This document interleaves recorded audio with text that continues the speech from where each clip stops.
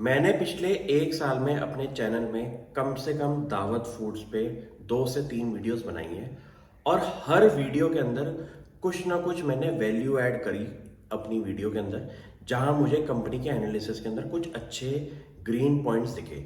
Green points का मतलब ये है कि मैनेजमेंट जो बात कर रही है और उसके जो आउटकम्स आ रहे हैं वो कंपनी के फाइनेंशियल्स में भी दिखना चाहिए। क्योंकि ऐसा भी हो सकता है कि कुछ कंपनीज बड़ी बड़ी बातें करें कि हम अपनी ज्योग्राफी एक्सपैंड करेंगे, मिडल ईस्ट में जाएंगे, यूएसए में जाएंगे, और उसका एक्चुअल रिजल्ट्स में कहीं आसपास भी नंबर्स नहीं होते। इस केस के अंदर दावत फूड्स का प्राइस जो है अराउंड पिछले 6 महीने में जो 50% की ग्रोथ दिखाई है शेयर के अंदर, उसका एक कोर रीजन ये है कि हमारी मैनेजमेंट कमेंट्री जो पिछले 1-2 साल की आप ट्रैक करेंगे, वहां पे उन्होंने क्लियरली अपनी पॉइंट्स जो हैं वो लिस्ट डाउन करें। उन्होंने अपना ये बताया कि अगर हम फंड उठा रहे हैं सऊदी अरेबिया के इन्वेस्टमेंट फंड से, तो उसका रीजन रैशनल क्या है, उसका पर शेयर प्राइस क्या होगा, जो कि एक अच्छे लेवल पे उन्होंने अपना फंड रेस किया था। और मुझे लगा था कि अगर कोई फंड इन्वेस्टर इस कंपनी के अंदर इन्वेस्टमेंट कर रहा है और इतने अच्छे लेवल पे उसके अंदर शेयर परचेज कर रहा है, तो उसको इस कंपनी में दम दिखाई दे रहा होगा।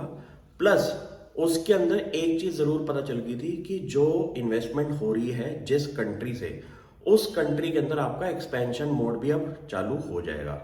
तो ये चीज पक्का पता चल गई कि फंड रेजिंग भी हुई है, फंड रेजिंग का प्राइस भी सही था, और उससे एक्सपेंशन मार्केट भी खुल जाएगी। ये तो हो गया एक पार्ट।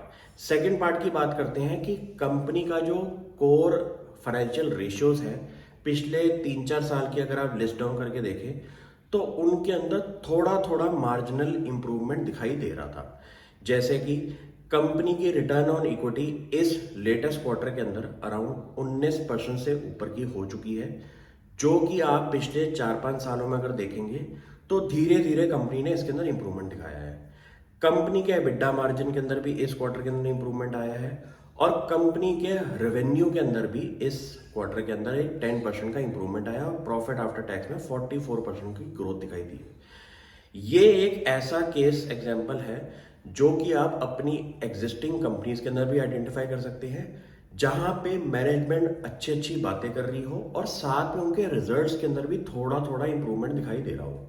अब जैसे कोई कंपनी ये कहती है कि मैं अगले 1 सालों में 40% से ग्रो होऊंगा अपने रेवेन्यू के अंदर, तो उसका क्वार्टरली रेवेन्यू 10% से तो एटलीस्ट ग्रो होना चाहिए हर क्वार्टर के अंदर, तभी वो 40% की ग्रोथ आएगी।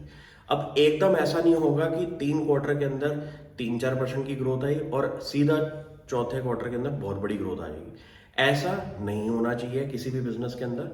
तो आपको धीरे धीरे चीजें नोटिस करनी है कि मैनेजमेंट क्या कह रही है और उसके रिजल्ट्स कहाँ पे आ रहे हैं। तो कंपनी की डेट इक्विटी रेशियो भी काफ़ी कम होगी।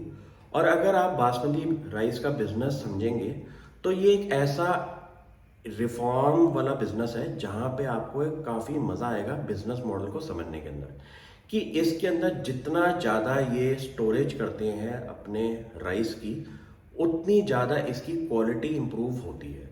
तो इनको अपनी इन्वेंट्री जो है वो अच्छे खासे लेवल पे रखनी होती है, जिसके लिए ये लोग डेट रेस करते हैं। तो कंपनी की इस क्वार्टर के अंदर डेट टू इक्विटी भी कम हुई है, क्योंकि इनका इक्विटी बेस बहुत तेजी से बढ़ रहा है बिकॉज ऑफ प्रॉफिटेबिलिटी और बिकॉज ऑफ फंड रेस। तो मुझे ये कंपनी एक सेंसेशनल बिजनेस इसलिए लगता है कि एक तो ये बासमती राइस के अंदर भी ट्रेड करते हैं, जो कि इंडिया का आप कह सकते हैं कि बहुत बढ़िया प्रोडक्ट है, जिसकी वर्ल्ड के अंदर बहुत ज़्यादा आपको कह सकते हैं तारीफ मिलती है। तो इस बिजनेस को मैंने बहुत टाइम से स्टडी किया, और मेरे को पता है कि मैंने ये स्टॉक प्राइस 60 रुपए के लेवल पे भी देखा हुआ है, जहां पे कंपनी की मैनेजमेंट ने इतनी बड़ी बड़ी बातें करी थी। और हर क्वार्टर को मैंने इसके अंदर स्टडी किया कि कुछ ना कुछ इंप्रूवमेंट पॉइंट्स तो दिखने चाहिए। अब कंपनी का एक कैश काउ बिजनेस जो है वो है हमारा राइस बिजनेस। उस राइस बिजनेस से उन्होंने अपनी कैश काउ जो बन रही है, उससे उन्होंने डिफरेंट डिफरेंट वर्टिकल्स के अंदर भी एंट्री ली है, जो कि आप कह सकते हैं कि लेटेस्ट ट्रेंड चल रहा है आज की डेट में ऑर्गेनिक फूड्स का। तो वहाँ पे भी कंपनी ने अपनी इन्वेस्टमेंट शुरू कर दी है। मुझे लगता है कि अच्छा बिजनेसमैन वो होता है जो कि पहले एक अपना कैश काउ वाला बिजनेस खड़ा करे, उस कैश काउ वाले बिजनेस से अपने छोटे मोटे इन्वेस्टमेंट शुरू कर दे, ताकि फ्यूचर में उनमें से एक इन्वेस्टमेंट अच्छी खासे लेवल पे ट्रेड करना शुरू कर दे। ये एक अच्छा केस एग्जांपल है जो कि आप भी आइडेंटिफाई करें अपने और स्मॉल कैप स्टडीज के अंदर, क्योंकि स्मॉल कैप इन्वेस्टिंग ऐसी होती है कि आपका स्टॉक प्राइस बहुत ज़्यादा वॉलेटाइल होता है और उसके अंदर कहीं ना कहीं आपको कॉर्पोरेट गवर्नेंस के इश्यूज भी दिखाई देते हैं। तो ये एक रिस्की इन्वेस्टमेंट्स होती हैं जहाँ पे आपका थोड़ा सा एक एक्स्ट्रा माइंडसेट चलना चाहिए हर क्वार्टर के रिजल्ट्स के अंदर, कि मैनेजमेंट ने 2-3 महीने पहले क्या बोला था और उसके एक्चुअल रिजल्ट्स में क्या फ़ायदा दिखाई दिया है। ये स्टॉक मेरे दिल से लगा हुआ है क्योंकि मैं इसके अंदर पिछले 4-5 साल से इन्वेस्टेड हूँ। तो मैं आपको ये फर्दर स्टडी करने के लिए बोल रहा हूँ कि आप इस सेम एग्जाम्पल पे अपनी भी कंपनी आइडेंटिफाई करें और उसके साथ दिल लगा के स्टडी करें, क्योंकि अगर आप दिल लगा के स्टडी करेंगे तो आपको हर क्वार्टर का हमेशा वेटिंग टाइम रहेगा कि यार इसके क्वार्टर के रिजल्ट्स का मैं वेट कर रहा हूँ, मुझे इस क्वार्टर में देखना है कि क्या इंप्रूवमेंट आया है। जो भी छोटी मोटी भी इंप्रूवमेंट अगर आपके पॉजिटिव पोर्टफोलियो पे आ रही है तो उसको आप वेल नोट करें और उससे अपने आप से बात करें कि इसका इफेक्ट कंपनी के एनालिसिस में कैसे आ सकता है। Thank you.